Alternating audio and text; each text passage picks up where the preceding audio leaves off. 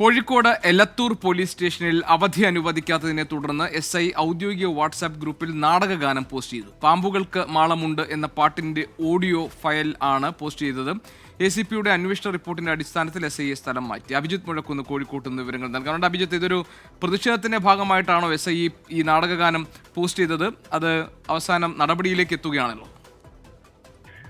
GK അവധി അനുവദിച്ചില്ല എന്നാരോപിച്ചാണ് ഇങ്ങനെ ഈ വാട്സപ്പ് ഗ്രൂപ്പിലേക്ക് ഇദ്ദേഹം ഈ SI ഒരു ഓഡിയോ സന്ദേശം അയച്ചത്. അത് ഈ പാമ്പുകൾക്ക് മാളമുണ്ട് തുടങ്ങിയ ഈ നാടകഗാനമായിരുന്നു അദ്ദേഹം ആ ഗ്രൂപ്പിൽ ഒരു പോസ്റ്റായിട്ടത്. അതിന് താഴെ ഈ പാട്ടിന് ഇപ്പോൾ സ്റ്റേഷനിലെ സംഭവങ്ങളുമായി യാതൊരു ബന്ധവുമില്ല എന്നുള്ളൊരു ശബ്ദ സന്ദേശം കൂടി അദ്ദേഹം ഇട്ടിരുന്നു.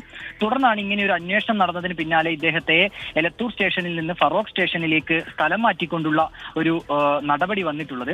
ഇതിൽ പോലീസുമായി ബന്ധപ്പെടുമ്പോൾ നമ്മൾ മനസ്സിലാക്കുന്ന ഒരു കാര്യം, ഇദ്ദേഹത്തിന് അങ്ങനെ അവധി അനുവദിക്കാത്ത ഒരു പ്രശ്നമൊന്നും ഉണ്ടായിരുന്നില്ല എന്നുള്ളതാണ്.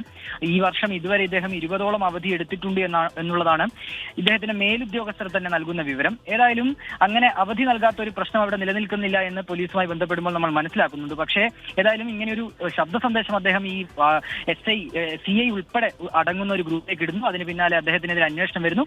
നിലവിൽ ഇപ്പോൾ നടപടിയും വന്നിട്ടുണ്ട്. GK. ശരി, അഭിജിത്ത് മുഴക്കുന്ന് കോഴിക്കോട്ട്.